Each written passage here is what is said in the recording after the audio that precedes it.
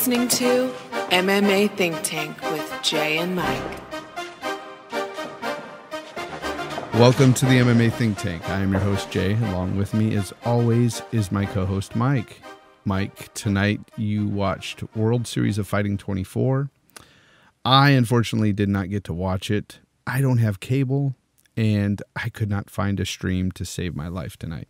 So anyway, you're going to have to give us the rundown on this show tonight. And, of course, I've looked at the results, so I can jump in and put my 2 cents into something I didn't visually see. But I kind of got the gist of the main event just through reading what happened. And it's kind of what I thought would happen. So let me know. Yeah, it was a decent card. There's some names that, we knew on the card and some names that we kind of are getting used to. And Jay, you and I, we both agreed that the main event, John Fitch versus Yushin Okami, was probably going to be a boring affair. And for the most part, it was. Who was going to, be the most dominant in positioning and things like that? We certainly don't need to talk about this fight very long, but because it wasn't seriously that eventful. John Fitch, he won 29-28, 30-27, 30-27, and he will fight, Jake Shields for the vacant welterweight title since they pulled the title from Palhares. Round one was all clinch against the cage, but I gave it to Okami because he had a longer position time against the cage. So that'll tell you right off the bat, Jay, what how that fight was going to go. Round two went to Fitch for takedowns and position. Not much happened there. Round three went to Fitch for takedowns and position, and that was your fight. And John Fitch wins by takedowns and position. Yeah, and do you agree with the score, 29-28? I agree with the 29-28. They also had a 30-27, 30-27, but that first round could have went either way. I just saw it for Okami because he had more time pressing John Fitch against the cage. So, which, isn't really that much, but if you had to choose somebody to win, that's how I'd give it, I guess. Yeah. It makes sense. I can't stress enough that I wasn't excited for the fight because let's face it, John Fitch is never really exciting to watch. And, neither is Yushin Okami. Yushin, he's had a couple of good fights in the UFC. I can't remember against who offhand, but I remember watching a couple of his fights and being entertained. As far as John Fitch, though, I can't name one fight that I was really entertained with. He's just a lay-in prayer. And I have a feeling that when he fights for the belt, it's going to be kind of who gets on top of who first. Yeah, this is what we're basically going to see is probably a wash, rinse, and repeat when we go Fitch, Shields. Now, I will say that Shields has better positioning, and I'm looking to him to win the fight next, but it's going to be a little bit more of the same. Yeah, I would definitely agree with that. I think Shields is the better jiu-jitsu practitioner, and I think that he'll have the upper hand. But again, he's another guy that has been known to lay and pray. So I don't know what we're going to get in that fight. I hope we actually get a fight and we don't just get a lay and pray match. But we'll have to see what happens. Yeah, for sure. The co-main event was actually the championship fight, which should have been, in my opinion, just really the headliner, not just because of the fact that it was a title bout, but because it was actually a pretty good fight. Blagoy Ivanov is the champ. He's taking on Derek Maimon, heavyweight title on the line. Round one, Ivanov bloodied and battered Maimon for not quite a 10-8, but a 10-9. And it looked like, Ivanov was going to maybe even finish it that first round. And there was kind of a headbutt there. But even with the headbutt, he was already laying it to him. But round two, Maimon came back. It was close until a big left hook dropped him with like 30 seconds left. And, Maimon grabbed his head and curled up. Or not curled up, but turtled up. Yeah. They called the fight. This Ivanov guy is one of those young guys that, the UFC World Series of Fighting, just Bellator. This is he's not saying it's the big muscular type looking guys that we want to see or that we're starting to see, but he's a young guy who can get it done. Yeah, it sounds promising. He definitely sounds promising. What do you think are the chances of this guy, being somebody who's ranked, up there?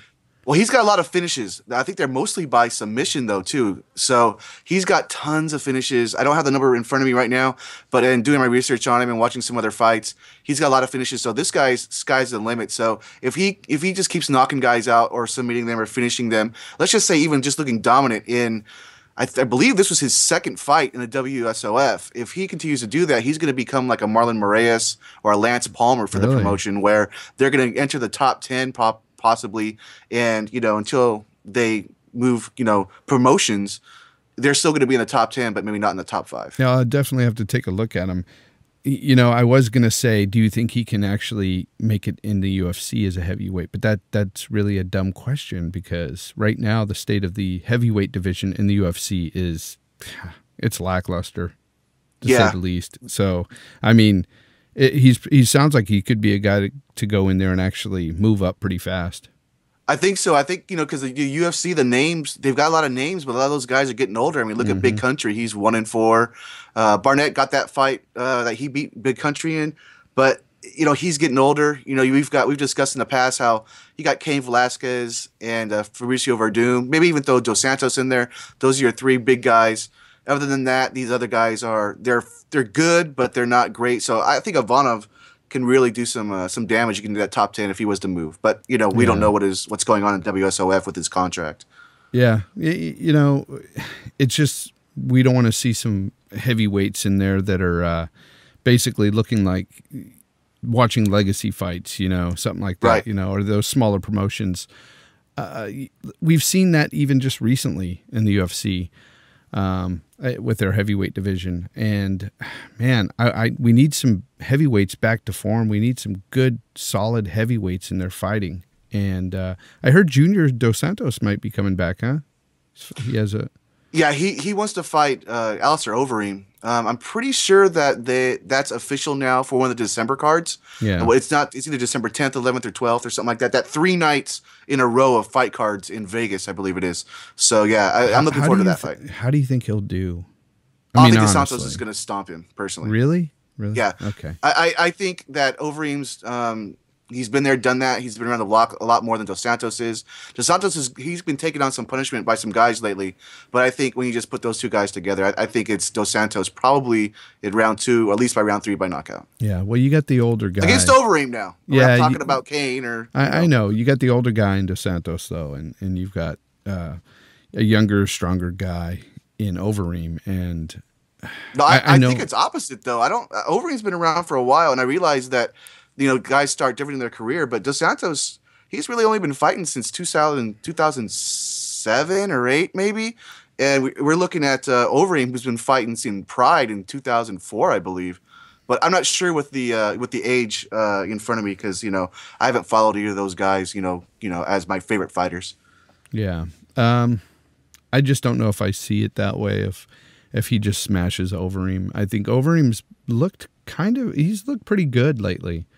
But again, the heavyweight division has been very lackluster. It is what it is right now. And, the talent is it's very minimal right now in that division. So who knows what can happen? At one time, Junior Dos Santos was awesome. He did great. And then his last couple fights looked pretty bad. So, well, he's lost against Cain, and he lost to Verdum a while back in Verdum's first stint in the UFC. I don't remember who he's lost to since, but there was another fight he did lose. You're right, but we'll see. But to talk about where these heavyweights are going to come from, the UFC might be going to Legacy and RFA and these regional promotions to get some big heavyweights to bring in, because like we've been discussing, the heavyweight division is not looking as good as it should. Do you think they should reach into Legacy and RFA like they did with Sage Northcutt and all these other people they get? Yeah, definitely. They have to do something like that. Right now it's stagnant, and they're using the same big name guys over and over to fight each other, and it's boring. These guys don't bring the same tenacity they once did. They don't come in with that fire anymore. I mean, look at Muir. Look at, Arlovsky. That fight was terrible. And, even the last UFC 192, who was it that fought the heavyweight fight there? they were touting that one guy, Magomedov, or I think that was his name. Oh yeah, he was a Dagestani Russian. Yeah, I don't know if it was Magomedov, but yeah, it was one of those guys. He didn't look very well. Well, he looked like he had some great kicks there at the end, but it was too late. The fight itself was just very boring. But anyway, you're right. I think they need to bring in some prospects. They need to bring in some guys from the smaller promotions. It's time for that heavyweight division to grow, because I'm tired of seeing the same guys fight over and over. Yeah, well, someone we probably want to see fight over and over also fought tonight in WSOF 24 was Nick Newell. This was kind of a ground and pound kind of position type of kind of take the back but not finish the guillotines types of guillotines or rear naked chokes type of fight for him. It was a workman, slightly better than a workman type of decision. Basically, round one, he got the takedowns, got the RNC attempt. Round two, takedown in position. One thing that was really interesting, and I don't know if you read about this, but the second round ended 10 seconds early because the guy rang the bell, but instead of making the clap sounds for the 10-minute mark, and so Dan Mergliotta stopped it. And then he kind of gave him a chewing out. He's like, "Wait a minute, what'd you do the bell for? It's 10 seconds left." Wow. And so he already stopped the round. So they went ahead and ended it. And luckily, it wasn't in a very crucial point of the match, because Newell was winning the round handily. Who was it? Basically Marcelino had taken him down, but we're talking with like 15 seconds left in the round, so that wasn't going to change anything.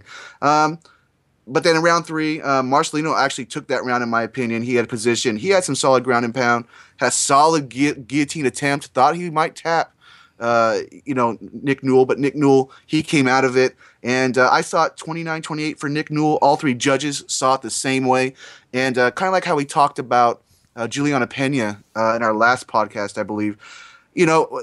I thought Newell was going to go through this guy and probably get the win in round 2 or 3, whether by knockout or decision. But he fought a good solid fight, and he might be next for the champ Justin Gaethje after the tournament next month. Yeah, I was pretty pumped to see that he won tonight when I read that. I'm a Newell fan ever since I started watching him in the World Series of Fighting, and I think that his only loss was to Justin Gaethje so far, right? So, the guy's 13-1. I mean, the guy's great. He's amazing. So I'm glad he won tonight. Kudos to him. I will definitely look up that fight and watch it, though. I'm still going to watch these fights even though I know the results, just because I want to see this stuff. I like my MMA, so. And I'm sure they'll be up probably by tomorrow, too, on other sites. Yeah, definitely. So. They'll be up. It's just that I wanted to start this podcast because of time constraints, and I just, I didn't get a chance to watch them yet. So here we are. Yeah, well, the last two fights, the last two fights were not mirror images of each other, but complete opposites of each other. Matt Hamill versus Vinny Magalhaes. I was really interested in that fight because it's kind of the wrestler versus jiu-jitsu practitioner. Matt Hamill, he actually threw a really nice punch, knocked Magalhaes down, and in the scramble, Magalhaes basically got a knee bar really early in the round. And I've talked about it. I don't know if it was on Blab or if it was on a podcast, or maybe it was just you and I talking just in general. But it seems to me that Matt Hamill is just in for a paycheck, and I don't mean that in a derogatory way. He wants to make a living, and he knows he can do it by fighting. And how often do you get? I know Magalhaes is a great Brazilian, practitioner. He's won a lot of championships. So him knee barring Matt Hamill isn't necessarily unheard of, but man, that went really quick. Yeah, I read that too, and I remember you saying that before about Matt Hamill, just collecting a paycheck, doing this all for just to get some dough. And because he did that in the UFC in his last fight. Yeah. It makes total sense, but man, why would you subject yourself to that? There's other things you can do, Matt. You don't have to put yourself out there and get punched in the face or knee barred. Yeah, he's a fantastic wrestler. Go teach wrestling. Train, coach. Yeah, he can be an amazing coach. I mean, he's such an inspiration and everything to millions of people out there. Go do your thing. You don't have to get punched in the face to get paid. Yeah, so it looks like now they basically told Magalhaes that he's going to fight Thiago Silva for the number one contender match to fight David Branch for the light heavyweight championship because David Branch has both the middleweight and light heavyweight. So I think Magalhaes versus Thiago Silva, now we have a striker versus grappler matchup. That's going to be more interesting. Certainly more interesting than, boring grappler versus grappler with Shields and Fitch. And just quickly to end the night's fights, the kickoff fight was for the inaugural flyweight title in WSOF. So WSOF, they're basically have completed, I think, their belts now for all the major divisions. It was Magomed Bibliotov versus Donovan Frilo. Bibliotov was basically, I think, came in at minus 900, so he was a heavy favorite. He got it done. He basically won 50-45 by all the judges. That's what I gave it. Just real quickly, basically, he edged out rounds 1 and 2 over Frilo, by the third round, he took over completely. He had really good spinning kicks, spinning back elbows, spinning back punches, or not back punches, but spinning fists, things like that. He looks like he could be exciting. And I never seen him fight before because this is one of his first American fights. So they might have something there in the WSOF. We'll certainly see. Yeah. What's next for WSOF? We've got I believe it's next month, WSOF 25. It's going to be that lightweight tournament, the night 8-man tournament. So, and it's going to be in Arizona, not in Seattle like they thought originally. I guess they couldn't get the commission to do it in Seattle. I'm surprised they're getting it done in Arizona. But those 8 fighters are going to fight that night, and whoever wins that fight will be a contender to Justin Gaethje. Anything else, Mike? Yeah, I wrote down some notes that I found pretty interesting from the broadcast, and feel free to jump in and discuss this with me if you want. I liked the fact that Chael Sonnen was doing the commentating with Todd Harris this time as well instead of Bas Rutten. But they had Chael and Renzo Gracie, who was there in the audience. They basically had Chael, Renzo, and the fans score the fight. So at the end of each round, Chael would have his score, Renzo would have his score, and similar to Bellator, how they do it, the fans kind of chime in, and they had their scores. I thought that was kind of fun. Of course, it doesn't mean anything per se, but it's fun to watch. Another funny thing is Chael had Magomed Bibliotov written on his palm, I think because he wasn't sure how to say it. So when he's interviewing him after the fight, and he hands over the mic to the translator, which, by the way, you're never supposed to do as a announcer or whatever, according to the guy who's in Bellator, Jimmy Smith. But anyway, so he hands it over, and you can see it plainly. His name is on his hand. I thought that was pretty funny. Jay, this is something that I'm not sure you'll agree with me on or not, and we don't have to talk about it too much, but I think Nick Newell needs to have glove material over kind of the nub area of his hand, or where his hand should be, because he struck a lot with that. And I mean, it's a commission thing, I guess. They don't care. I'm not really going to care. But he's throwing that thing sometimes like a missile, and I'm just, it's not going to change my mind either way. I'm not going to say it's an illegal move or anything, but I don't know, man. This is kind of crazy. Does it look to do a lot of damage?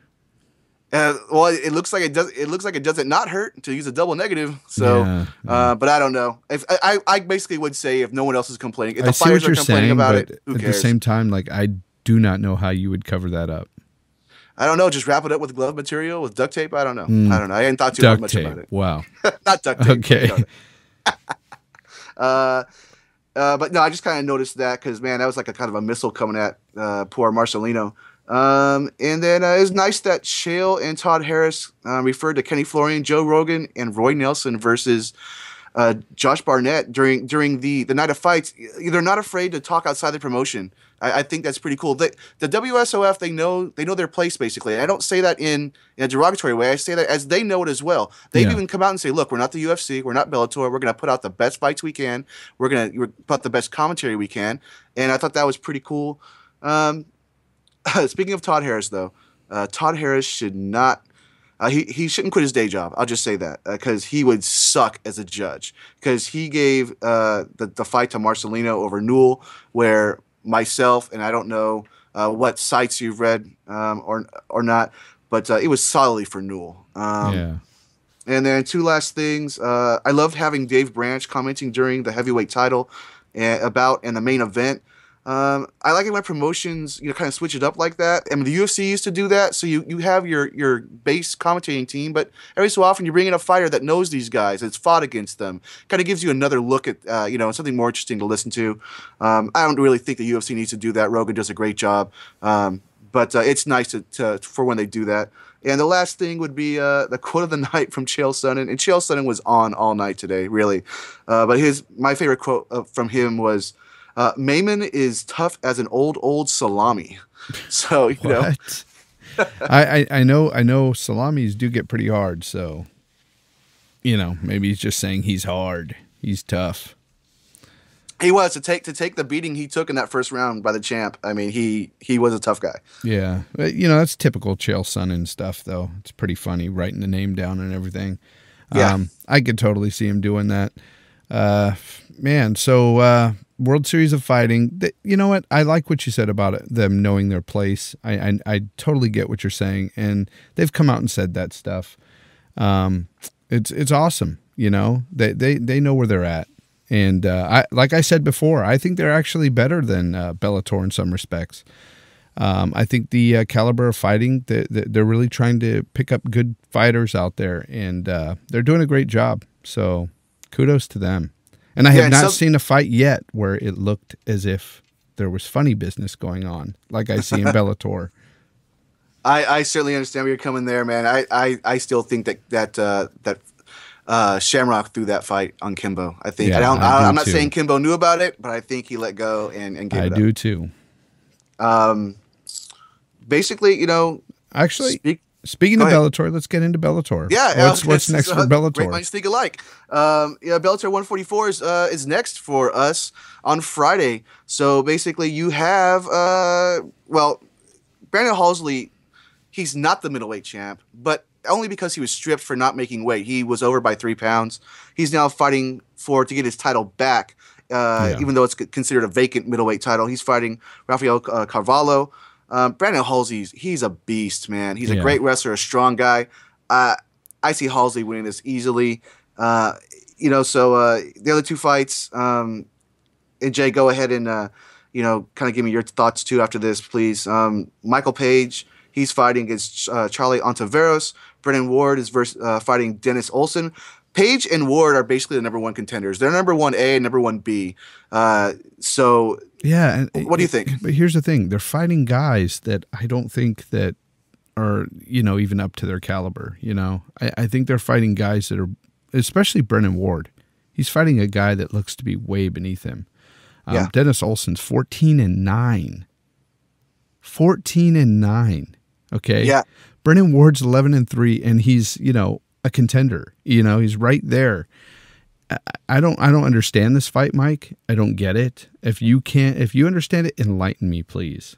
Yeah, the way I look at it, I've kind of wrote about this on Facebook. Is basically they don't want to lose. They, as in Bellator, they don't want to lose flashy, strong contenders. So they're not going to put Ward and Page against each other, even though they really should. That's ridiculous. So they're going to continue to give them cans or showcase fights. And you talked about a record. The guy that's fighting Brennan Ward, Dennis Olsen. Look at the record that the guy that Brennan Ward fought in his previous fight. The guy who looks kind of like Chuck Liddell. That guy even had a worse record. Wow. Yeah. You know what? I understand it, but I don't agree with it whatsoever. I think Brennan Ward should be fighting Michael Page, hands down. Oh, I agree. And it would be a fantastic fight. Yep. So they are missing out on this. I think that they are missing the mark on this. They need to put these two guys against each other already, because it's ridiculous. What are we waiting for? I mean, how many cans are we going to put it in front of them? And here's the kicker. What happens when a 14-9 guy beats Brennan Ward or beats Michael Page? And then what happens to your flashy guy? He goes down in the ranks. So I don't understand this. It's crazy. Well, part of it too, I think, is something that I've heard discussed on other radio shows and things of that nature is Bellator is mostly about show as opposed to substance. Unlike the UFC, they're going to give you a show as opposed to a sport, and this is the show they're giving us. They're going to give us look. Oh yeah, I want Paige and Ward to fight each other. I am in whole agreement with that, and I don't know if that's going to happen, but that's I think what it is. Yeah, they give us a show all right, like guys giving up the fight. Yeah, they give us shows all right, and. I've seen a couple of fights like that with Bellator, and I hate to think that, they're into that funny business, but I don't know. This is funny business in itself, Mike. They should be fighting each other. I don't get it, but I will definitely be watching it because those are two guys that are great fighters, and I'm sure they're going to destroy their opponents that day. Yeah, and I think they're going to give it to Michael Page as the next contender because he's undefeated. He's knocking guys out right and left. Yeah. I think only has one decision. Brennan Ward, he's a good fighter, a fun fighter to watch. He's had his ups and downs, but he's had more ups. So if Page loses, they'll have Brennan Ward fight for the title. If not, I assume Page will. Yeah, well, we'll have to see what happens there. But if they both win their fight and they don't give one of these guys the next shot, they got to fight each other. They have to. Yeah, and I hope Ward calls out Page or vice versa because then maybe definitely. they'll get that done. Definitely. What else you got for that? Well, Anything we else? got that was pretty much it for the big fights for Bellator. Okay. That's this. Excuse me, as I untie my tongue. Basically, that's this Friday. Yep. Saturday, the day after, Yes. we've got UFC Fight Night 76 in Ireland. I'll be the first person to say that I'm so bummed that basically the Ben Rothwell fight is out. There's injuries there with Stipe Miocic. So they got rid of that co-main event, but we still have Dustin Poirier versus Joseph Duffy. Joseph Duffy, and I almost said Todd Duffy. I was like, wait a minute, that's Yeah, I know. I knew who the guy was. I was like, that's not right. I mix up the names too, so. Yeah, and I'm excited for that fight because me too. Poirier, Me too. he's been solid, especially after his loss to McGregor. But Duffy's looks solid in the UFC. He's got 2 finishes in the UFC. Beat Conor McGregor a few fights back outside of the UFC. Maybe not more than a few, maybe 5 or 6. Yeah, it's been a while since they fought. It's been a while, yeah. So yeah, and both these guys are looking good. It's in Ireland. That's why Duffy's the main event. I'm excited about that. And then just really quickly, Jay, and then go ahead and give me your thoughts too. Paddy Holohan versus Louis Smolka is the new co-main event. I was hoping they were going to put Paddy Holohan as the main event. He was going to kick, the co-main event. He was kicking off the card on Fight Pass. This is a Fight Pass card, so if you don't have Fight Pass, you're out of luck, kind of like myself. Jay, he's a cord cutter. I don't have Fight Pass, but we both have our ways of seeing these fights. Yeah. So yeah, Jay, what do you think? Well, I can tell you this: Joseph Duffy, being 14-1, has only went to 1 decision. Okay, aside from that, he's finished all of his fights.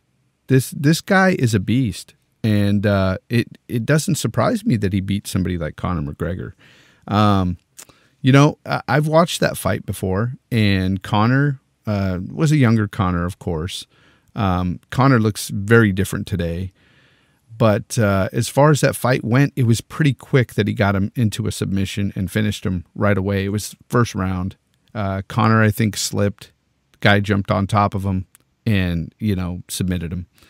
But this guy is, just take a look at his record. He's a beast. And I'm excited for him. And you know what? Just like we said with Uriah Hall, with his last fight being a pivotal fight, this fight here against Poirier is very pivotal for Joseph Duffy. If he beats, Poirier, man, what a big step up. I agree, and this is even a faster step up than definitely. Conor had. And I don't want to try and put them together all the time, but something that happened with Duffy just this week, he didn't call out Conor McGregor. This is the first time he said, I'll beat him, and I'll beat him soundly. Now, before, he hasn't talked about him for a while. No, he's been quiet. Different weight classes, but now he's getting, little fire under the chin or whatever, and Well, and you notice that Conor really doesn't say too much about Duffy either. Yeah. I think there's a mutual respect there that they've had for each other. I mean, what can you say about a guy that beats you, you know? And they're both Irishmen, so yeah. they're not going to hate too much on each other, I believe. Well, what a fight that would be to watch. But, you know, we've got some, he's got some moving up to do, but this is definitely a big, huge step up if he beats Poirier. I think he will, Mike. What do you think about that? You think he will? You know, I think I think he subs him. I really do. You think Duffy does? Yeah, I think Duffy subs Poirier. I'm leaning towards you because of just the meteoric rise that Duffy's been on. But Poirier has looked great in this weight class since he's come back to it, I should say, because he was at 145 for a little bit, was decent, and then now he's back at 155. 155 is it's full of killers. Welterweight might have the better guys at the top, but 155 is still some killers. I'm gonna side with you, with Duffy, with the hot hand and the fact that he's younger. Not that Poirier's old by any means, but he's got it going. So I'm gonna go with the guy on the rise. Yeah, definitely. I'd go with that too. And he's got a win by submission and TKO in the UFC, so he can do it either way. Yeah. Well, we've got another co-main event on that card, and why don't you tell us about that, Mike? Basically, just the Paddy Holohan fight, fighting Luis Smolka. So I mean, Paddy Holohan, he was already an Irish fan favorite, but I've seen him a couple of times, once or twice on TV, and I believe I saw his Fight Pass fight as well. He's just one of those guys that goes forward, throws punches. He's got some good submissions, but he's mostly a brawler with a little bit of technique. Yeah. I think he's a good fighter. I think he's going to beat Smolka. Yeah, well, looking at his record, he's 12-1. And the guy's got tons of submissions and KOs, just like Duffy. He hardly goes to a decision. Although his last two did go to a decision, that being UFC Fight Nights. And we'll have to see where he's at now today. We'll have to see how far he's come. And I wouldn't be able to tell you who's going to win this fight or not. I haven't really watched these guys closely, but I'm sure I've seen these guys fight, of course. We watch all the fights. So when I see him, I'll go, oh, okay, that's the guy. Yeah. But yeah, he's 12-1, and he looks pretty tough. And Smolka's been mostly on prelims and things like that, like on Fox Sport 1 or Fight Pass. So I'm really surprised. He's in the UFC, so he can obviously fight. But yeah, I'm really surprised that we were getting a Ben Rothwell and Poirier fight and everything on Fight Pass. That to me, that was a big deal, to have both of those fights on Fight Pass. So I'm excited for it. That's what bummed me out too, because usually it's just the main event's really the only big fight, in the undercard, and the prelims are usually just local guys from that country they're in. Definitely. And so and really we talked about the heavyweight division in the UFC a little bit ago, and the winner of that heavyweight fight certainly could have fought for the belt after who was it? Kane's fighting for Doom again, I think in March. It's not official, but that's what the talk is. So yeah, another thing that, well, I'll bring it up later when we get to the news and stuff. But Mike, after this fight here, UFC Fight Night, what else we got coming up? Anything else? Nothing in the next, immediate future. I mean, for the week, we probably won't have a podcast after these two fights, because we usually try to do it every 2 weeks. Yeah. But other than that, you've got November 6th is Bellator 145, and that's a really nice card. That November 6th card is Pitbull Ferre versus David Strauss for the featherweight title. Will Brooks versus Marcin Held for the lightweight title. Justin Lawrence versus Emmanuel Sanchez. This is the fight that who just got hurt? Big Frog's cousin. What's his name? Former Bellator Pat Curran. Pat Curran got hurt, and basically he's out. So Emmanuel Sanchez steps in. He was supposed to fight Justin Lawrence, so now it's Justin Lawrence, Emmanuel Sanchez. Michael Chandler versus David Rickles too, and Bobby Lashley versus James Thompson in just a slobber knocker heavyweight bout. But that Bellator 145 card is, to me, I think it's going to be the fight of the year, or the card of the year for them. And then just really quick, I'll just say on the 7th, The next day, kind of a 1-2 punch again. We've got UFC Fight Night 77 Brazil with Belfort versus Henderson 3 and Teixeira versus Cummins. And just a little bit less than a month away, we have Ronda Rousey and Holly Holm and Jacek versus Letourneau. Yeah, I can't wait for that card. But as far as the Brazil cards, I'm never really satisfied with the Brazil cards. I'm just not. Most of them are very lackluster. The last one I think I enjoyed was the one that Ronda Rousey was on, and that's just because Ronda Rousey was headlining that card. Right. Other than that, though, the Brazil cards are kind of, they're just hit and miss. Well, you've got, Belfort and Henderson, Mostly which is, those are just guys that, Belfort and Henderson have big followings, but they're done. Yeah. I mean, Yeah.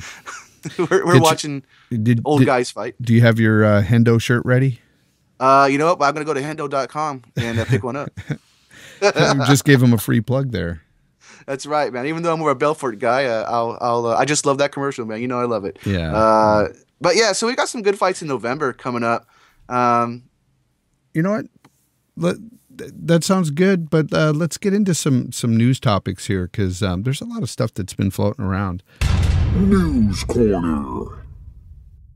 There's one thing that just popped up on my screen here, and I just wanted to ask you about it to see if you knew anything about it. There's an article here on MMAJunkie.com, and it says, despite Dos Anjos beef, Anthony Pettis denies helping Cowboy for title fight. What's that about? Yeah, I don't know why that's old news from like last month. I'm not sure why they brought that up again. So basically, Cowboy was on another another interview show and said that, basically, he's helping me figure out Dos Santos, because he fought last. He's helping me. Yeah, he's helping me fight. Dos Santos. And so, he's helping me. Well, that's not true according to Pettis. Yeah, and that was like last month, though. Yeah, that's weird, but I guess this just popped up, and I'm like, is there something new to this, or what's going on? But I guess there's nothing new to it. You know what it is? It must be a slow week for news. But it was.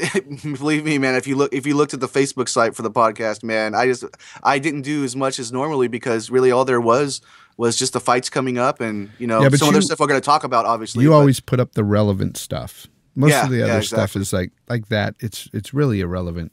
One thing I do want to bring up that I brought up on a podcast about a month ago. I brought up a rumor. Okay, I heard a rumor that Ronda Rousey was dating Travis Brown. Oh yeah, and that is now confirmed, folks. So you may have heard it here first about a month ago, and but yes, it's been confirmed. Travis Brown and Ronda Rousey have both spoken out and said they are dating. Travis Brown, in fact, said that is his woman. There you go. I was waiting to tell you that. I'll give you a chance to make sure you say it. I loved it. He said, "She's my woman and I'm her man." That's like we're not dating. I'm her. It was just hilarious. Yeah. So anyway, take that for what it is. If you like it, hate it. Don't blame me. But I was reading some reliable sources back then, and it came out to be true. So she likes the heavyweights. I guess so. Brendan Schaub. So yeah, she dated Brendan Schaub for a while. And I guess Brendan knew about this before anybody else for a while too. So yeah, good for him for keeping his mouth shut. Exactly. Oh yeah, Brendan Schaub. He's got that big deal for that podcast. So good for him. And by the way, he retired. So yeah, I read something about that. I'm not a big Brendan Schaub fan. I'm not even a fan of Brendan Schaub. I don't hate the guy. I'm not. He complains so much, so I don't. I read that, and I'm not a big fan of his. But I got to tell you, I like him more now after listening to his podcast because I think that you get to know him a little bit better outside of the cage and outside of the complaining and things like that. Right. And he seems to have a very level head right now. So, I respect him now. Whereas before I kind of just, I just take him or leave him type of guy. Yeah. And now I respect him. And that's what's great about this sport, in my opinion. It's I go to the UFC fan conventions, meet these guys, or even you and I, Jay, we've gone to events and we meet fighters. They're really cool to take pictures and talk a little bit. And now the fact that these guys are on podcasts, the NFL's not doing that very much. Major League Baseball isn't. Baseball's not too much. We get to know these guys, a lot more, and that's I think just definitely another reason why we love the sport, and why we love these guys and live and die with them, so to speak, when they fight. So. Yeah, definitely. I know I've met quite a few fighters out there just going out to the fights, and for what little time you have with them when you meet them, it's amazing what you get from them. And they really are, most of them anyway, are genuinely nice guys.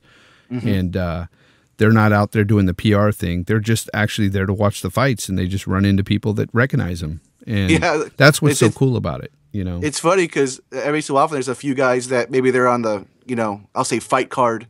There's no fight pass back in the day, but, I'd meet some of these guys and they're like, oh, wow. Yeah, that is me. Yeah. And that's one thing I love going to fights with Mike, because he recognizes these guys that might be on the undercard or whatever. They're not really known. And he'll go, hey, that's so-and-so. And I'll say, are you sure? And he's like, yeah, I know that's him. And we'll walk up to him and he'll say, hey, are you so-and-so? Yeah, they'll look at us puzzled because they're like, how did he recognize me? I'm nobody. But Mike's got a good eye for them fighters out there. So a couple of those nobodies won championships too, like Anthony Pettis. When I saw him at the UFC fan convention when he only had one fight in the WEC. Yeah, and Brian Bowles was another one. Yeah. Yeah, you recognize Brian Bowles, and I was like, I wouldn't have recognized him. No way. Hey man, he had the Backstreet Boy haircut, and he was just, so it's pretty easy. Just a quick little blurb too.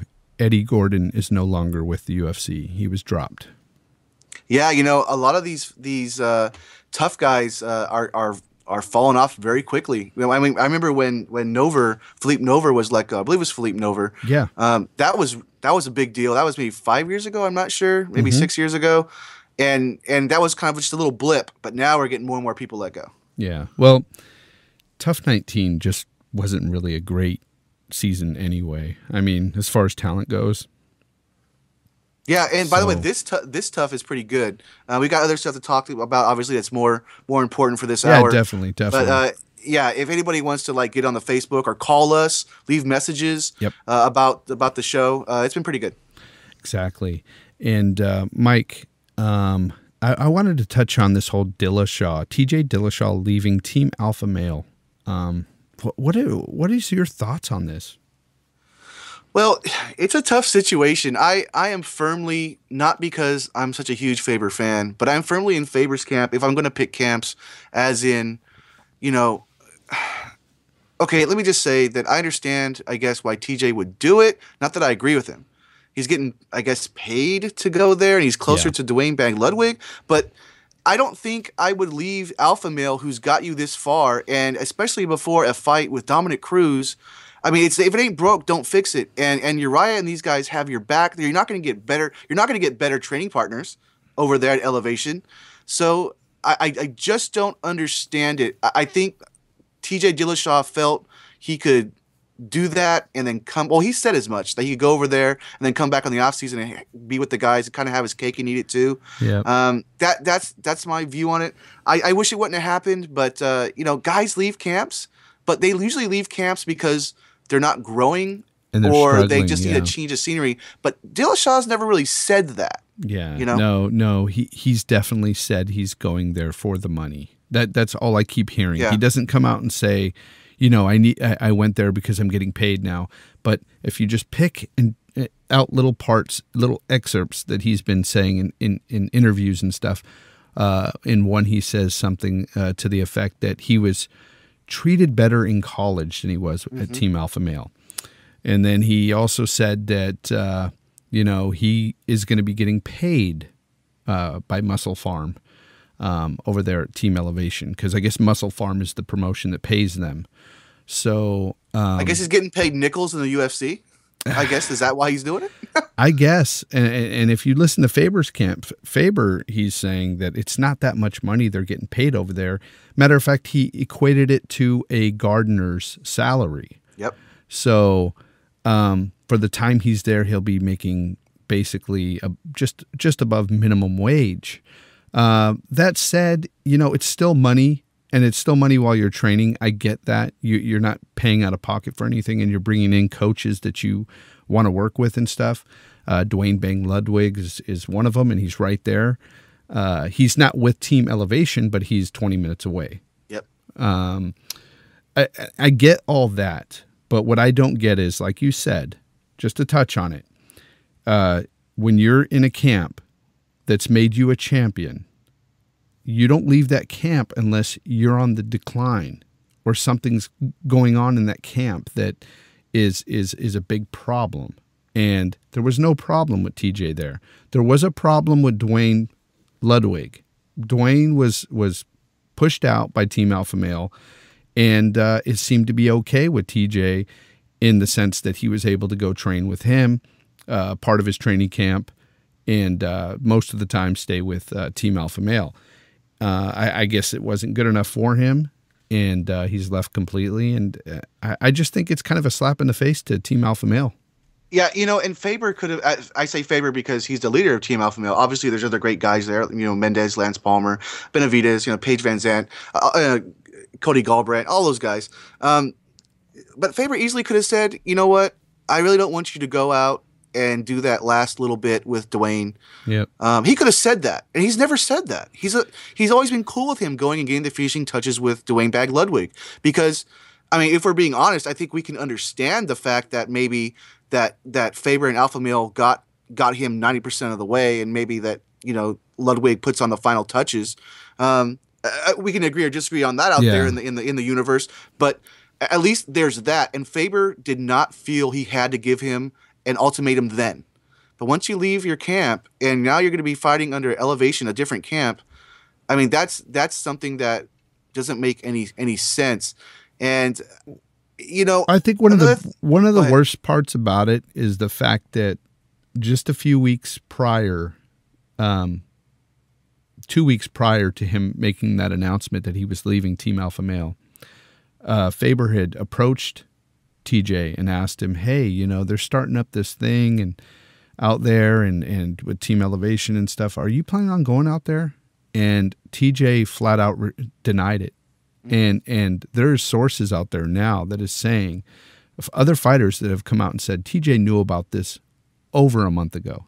So even Ludwig texted Faber and said, by the way, I'm not the guy taking people. Yeah. Which I thought was interesting. TJ had already made his mind up prior to Faber asking him, and he couldn't even, tell Faber the truth. That to me, that's kind of slimy. And that's where I put TJ in the douche category for this situation anyway. Right. I don't hate on anybody in this situation. I don't hate TJ. I don't hate Uriah Would you? It's just that I hate on the situations they put themselves into sometimes. And would you put him in the douche bag? Is that where you would put him? Yeah, he put himself in that douchebag, position. And TJ did it to himself. And honestly, if he's doing that for some, change, I don't get it. I really don't get it, because here we're going to see how far he either steps up or steps back.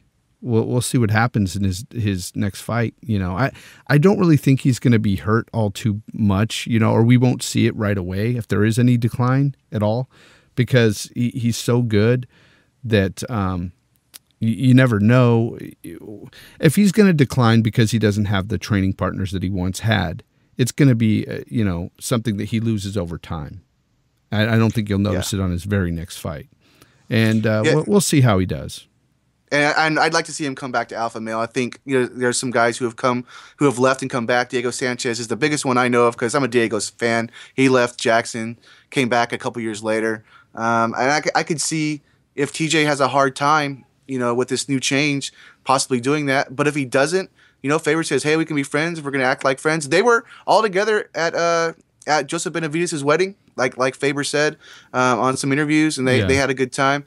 but that bridge is kind of broken kind of burnt, until yeah. TJ wants to mend it, according, I think, to Faber.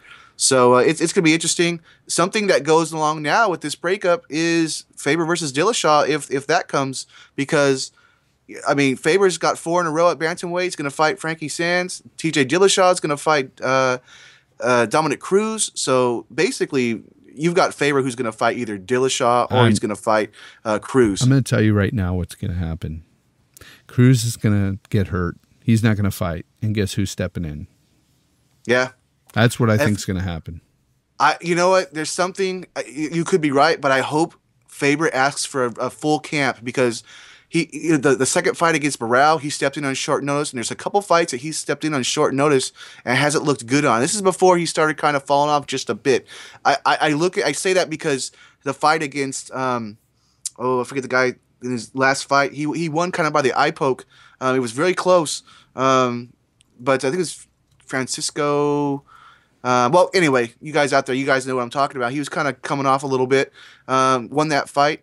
But for sure, he's on a run. I think it was something like Trinaldo or something, right? Francisco Trinaldo or something. No, that's the guy who. That's who Sage Northcutt fought. Rivera, Francisco Rivera, I believe is his name. But either way, neither here nor there. Francisco Rivera. You're right. Yeah, that's it. Okay, Francisco Rivera. He wasn't looking that great against a guy that I'd barely known, and Faber's getting up there, but.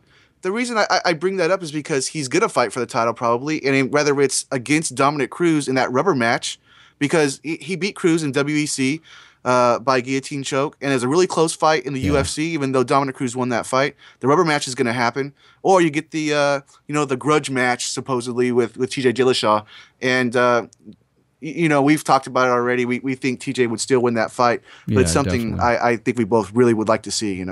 Yeah, but who knows? What if the master catches him in some kind of guillotine or something? You never know what he's could great happen. in the scrambles. If Faber can get you in a scramble, that's where he'll win. Yeah. Look, either way, it's just he's going to get outclassed. Either way, it's an exciting fight because of what it is. Yeah, the storylines. And the story makes this fight. And I know plenty of people out there are excited about it. If it were to happen, I'm excited about it. But at the same time, it saddens me to see that kind of fight. Right.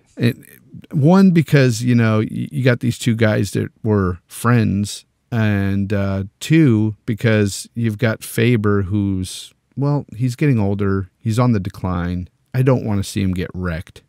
Right. And I guess that's what it all boils down to, is the fact that I think TJ's head and shoulders above Uriah Faber at this point in their careers.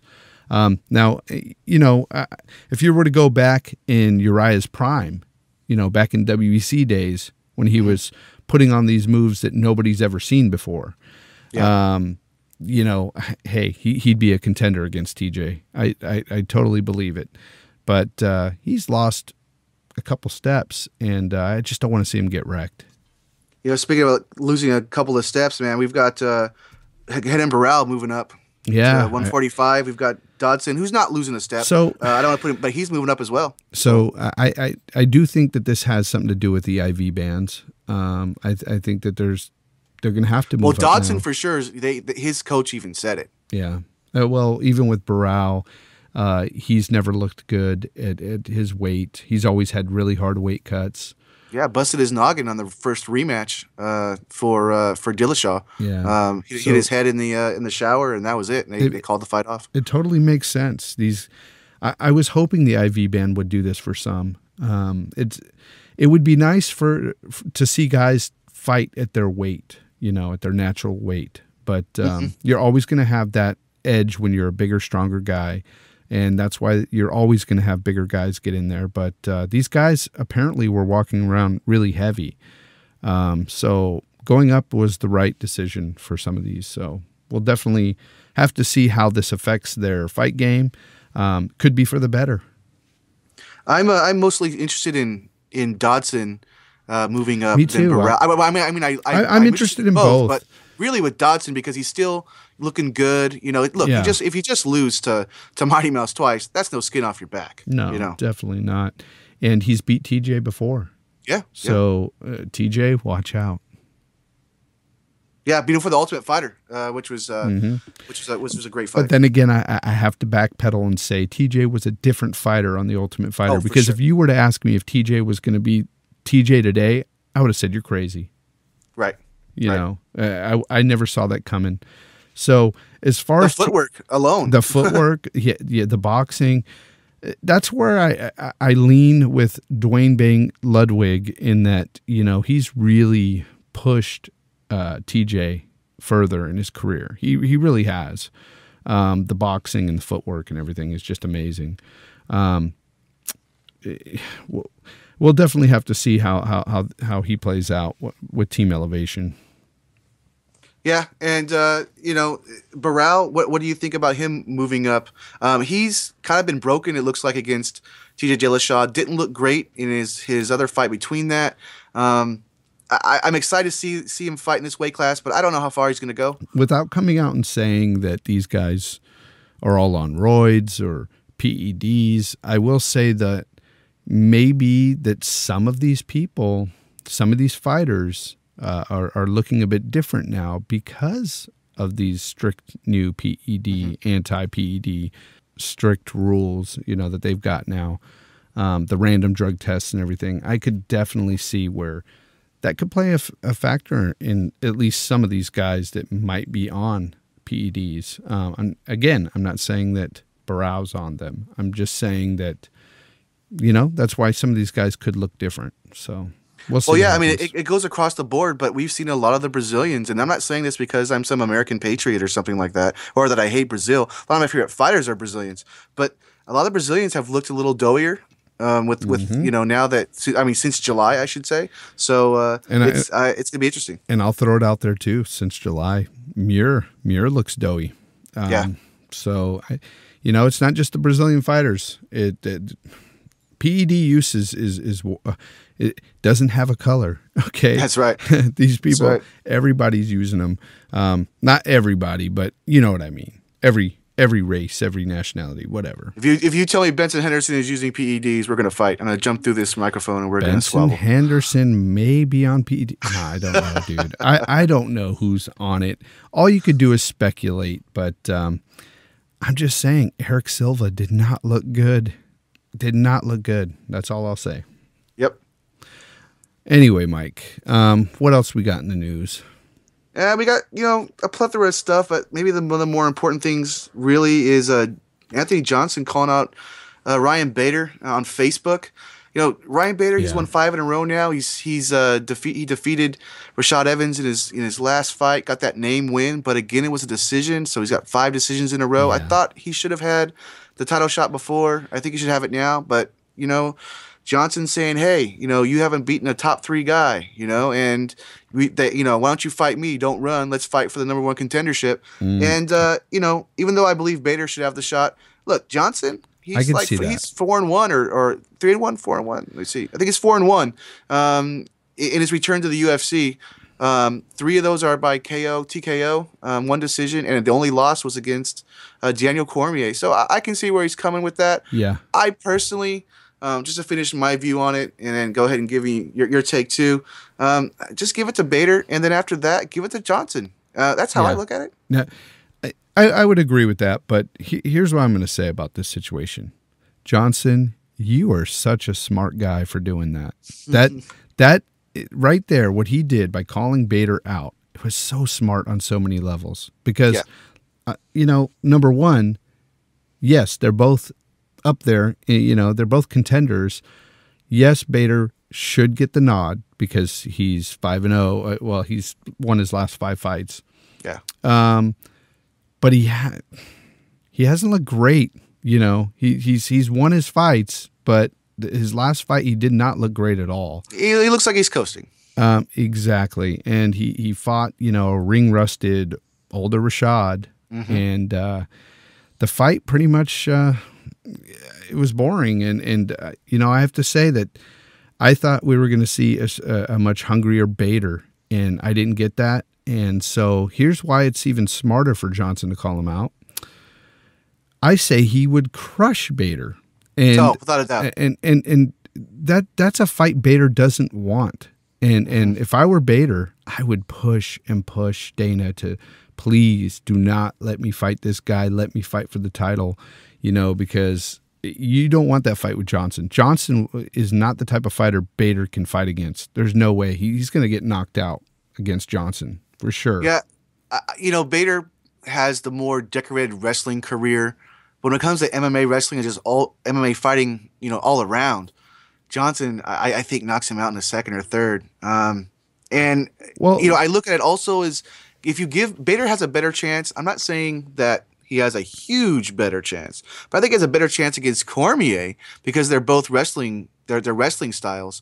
So give him this one shot, and then have Johnson come up. Because what's going to happen is we're going to have John Jones that's going to be coming back. And by the way, John Jones did. I didn't put anything on the website or the Facebook site. I forgot to do it. But he's already started. John Jones has started his probation stuff. He's talking to kids. There's pictures of it and stuff like that. If John Jones comes back, Bader's gone. He's off. He's not going to be fighting. Have you seen pictures of him in the gym lately? Yeah, he's a beast. He's swole. Yep. He looks like he's a big dude. And I he's want him coming to come for that back at belt. heavyweight. I stand by that. And the only fight I want to see for him fight is Johnson outside in the light heavyweight division. Me too. But here's the thing, though. Going back to Bader, you're right about him having a better fight against Cormier. Better for him anyway. Right. He's still going to lose that fight, in my opinion. But I even say that he would have a better fight against John Jones rather than somebody like Anthony Johnson. That said, John Jones will crush him. John Jones did crush him. Going back to their first fight, and it's funny you touched on him being a great college wrestler because he was out wrestled by John Jones in their first fight, big time. Yep. So that MMA wrestling that you mentioned is a very true thing. You can have all the college wrestling you want if you don't implement it in ways that conform to the whole mixed martial arts. You're not going to be able to really dominate the wrestling game. Look at guys who weren't, wrestlers in high school that are fantastic wrestlers in mixed martial arts. George St. Pierre. The best. He was amazing. Mm-hmm. And, John Jones, I know he wrestled too, but Bader was a much more decorated wrestler and he was out-wrestled. Let me interrupt you just for a second, and let me just go a little bit farther with George St. Pierre because I agree with you. It wasn't just that he was able to implement that better. It's the guys he defeated that were surpassing him in wrestling. Yes. I mean, Matt Hughes twice.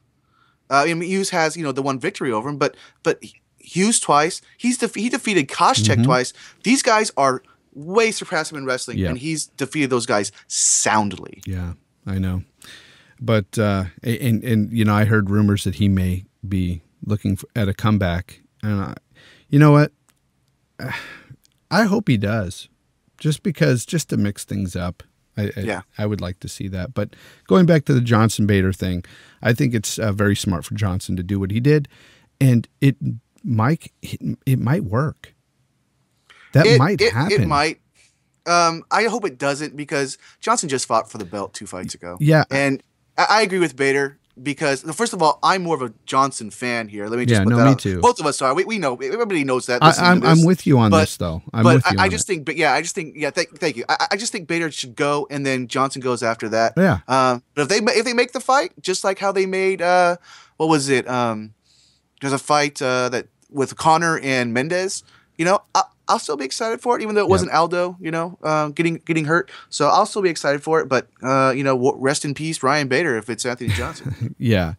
I think the same thing goes for him against Cormier and John Jones. John Jones, when John Jones comes back, I can't wait to see, because we will see this at one time. It's going to be John Jones against Anthony Johnson. And I've been calling for that fight forever. Yeah. And you think he has a good chance of winning? I'm the lunatic out there who's been saying for a while that I think Johnson's going to knock John Jones out. He will be the one to do it finally.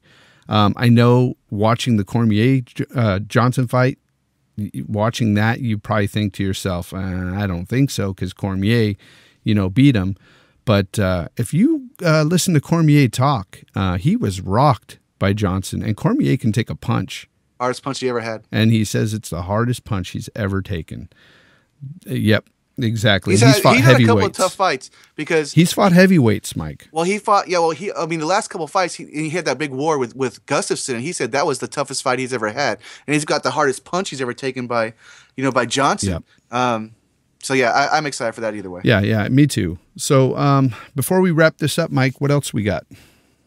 We talked about the lightweight tournament for WSOF 25. 8 guys. That's we talked about that.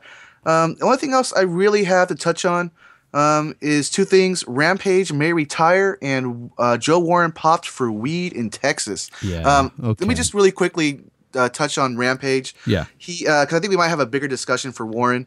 Rampage, look, the guy's fought forever. If he decides to hang it up, there's no problems there. But it's the way he would hang it up, because basically he wants to fight in the UFC again, but the guys that run Bellator or Viacom, they won't let him, even though he's basically thinks he can walk away from his contract. And remember, he did fight that one UFC fight, but that was only because he got a court to go the other way for that one fight, and so he just doesn't think it's going to happen this time. This feels like deja vu. Is Rampage always in contract disputes? No. Well, he's had a contract dispute before. It's like I can remember this. There was a problem when he ended up hitting like a kind of like hit and run. He was on drugs, or he was drunk or something like that. And there was talk about maybe cutting him or something like that. This is a while back. I remember that, but it's like I can remember him being in a contract dispute. But anyway, well, he's always wanting to fight different people. He's always talking about not getting paid enough. There's no discussion about that. I certainly know that. Well, I think him and Nick Diaz should smoke a little something together and talk about it. go have fun. Go talk about it. That's a good segue to Warren. But before I get to that, I wanted to touch on something for WSOF tonight. Vinny Magalhaes had the same problem as Rampage. He took him forever to get out of his deal with Legacy Fights to come to World Series of Fighting, and he felt that he could get out of it. His lawyer thought the same thing, but then he was stopped. Same thing kind of here with Rampage. Yeah. But talking about smoking, something that I pride myself in knowing a lot of stuff, watching the sport forever. I know you do too. Joe Warren popped for weed. He was a 3 over a 50. He was 53 on the scale. However you want to judge it, you're only allowed 50. He was 53. This is in Texas. In Texas, but it's 150 in Nevada. It's 150. Yeah, well, in Nevada, it's 150. Mm-hmm. So we have unified rules in fighting all over the world, but we don't have unified things for PEDs and marijuana. Yeah. And this is not, me getting on a high horse saying that we should get rid of marijuana or keep it. This is just odd that we don't have that all together in one thing. This is where we're yin and yang, because I do think that I'm getting on my high horse and saying, get rid of the marijuana in PEDs. I mean, I don't understand the testing for marijuana. It doesn't make any sense. I've read everything on this as well, all the facts against it, saying that, it could possibly help people in their training or during fights. Even outlandish stuff about, they don't get hurt when they're on weed, which is BS. Because the adrenaline that you have in the cage when you're fighting takes over and you don't get hurt. I mean, just look at some guys. Look at John Jones when he broke his toe. His toe was upside down during the fight, and he didn't feel it at all. Adrenaline takes over. So I don't care how much weed you've smoked, but they need to get rid of that. I think it's stupid to test for weed. We've talked about that for a while. Yeah. And what do you think of that, though? Over by 3, not the over by 3, but the fact that it's in Texas, it's different from New York. I think, or not New York, but Nevada. It's stupid. It's dumb. It shouldn't be like that. Number one, but it just goes to show you how ridiculous that whole testing for marijuana is. I mean, why is theirs so low? I don't get it. Yeah, well, Texas, I don't know if it's more of a conservative thing, because Texas is very conservative compared to I don't know. I don't know. It's so stupid. I agree with you. Yeah. I brought it up. I said it's stupid. You think it's stupid. To me, it's easier just to go ahead and make weed legal. Yeah. Yeah. They don't test for it in the NBA, folks. Yeah, just make it legal in sports to be able to use in sports. I'm not saying you walk to the ring smoking a blunt. No, obviously but not. I mean, like, just if when you're training, who cares? Doesn't matter. Yeah, I'm not advocating for people doing all that stuff, but I know. I'm just, my point of view. I'm just not trying to be like Mr. Conservative and I'm against all that stuff. I'm just saying I'm on the opposite spectrum where I'm the type of person that believes that you should be able to do what you want if you're not hurting anybody. And I think that's a situation where you're not hurting anybody. Coming in, especially 3 over the limit, anyway, I know it's rules are rules and they're not meant to be broken there. So I get it. But the unified rules should be unified. Right. You shouldn't have these different, tests in different cities. I mean, it should all be the same. If it's all combat sports, it should all be the same. I don't get it. Yeah, it's silly business, but it's a young sport, and I've seen it change in so long. Things that keep changing with rounds and rules. But boxing isn't a young sport, and I'm sure it's the same for boxing. Oh, you talking about weed being okay? Yeah, I'm sure it's the same. Maybe they test this for the same thing, the same levels. Right. So I don't know. They need to get with the program in Texas, or we just need to abolish the whole testing for weed and just move on from it. I hear you, man. What is your kind of takeaway from tonight overall, as someone who just read kind of online who won the fights and everything for World Series of Fighting 24? What are they saying? Because I haven't looked online yet. What kind of I just read the cut and dry. I've only read the cut and dry. Who won and how. Okay. So I'm kind of upset that I didn't find a live feed to watch it, but that's what you get when you cord cut. So my bad. Yeah. Well, I got us covered, and there's gonna be times where you're gonna have us covered. Yeah, definitely, man. I mean, just like last podcast, man. I had no power. I wouldn't have been seeing anything. So. Yep. Well, we're gonna have to wrap up the show here, Mike. It's been a pleasure. As always, folks, go to our Facebook page at MMA Think Tank Podcast. Just type it into Google. You will find everything there. We've got the YouTube page. The YouTube is up to date finally. I've been slacking on that the last couple weeks. It's up to date. And this podcast will be on there as well. And you can email us at mmathinktank@gmail.com and let us know how we're doing or what you'd like to have on the podcast. If you'd like to write us and tell us about your fighters of the month, or tell us about specific fights and just talk to us in general about certain things, go ahead and write us. We're definitely there to listen. Yeah, we want this to be, a big thing for all of us. The MMA Think Tank is not just, me and Jay. It's just we're running it, and we're all a part of it. Yeah, exactly. We'd love to hear some feedback, so let us know. Anyway, Mike, it's been a pleasure, as I said. And as always, brother, it's been a pleasure. Yeah, so I will see you again in 2 weeks. Sounds good, man. We'll have some stuff to talk about with Bellator and UFC. Yep, definitely. All right, good night, folks. All right, brother. Good night.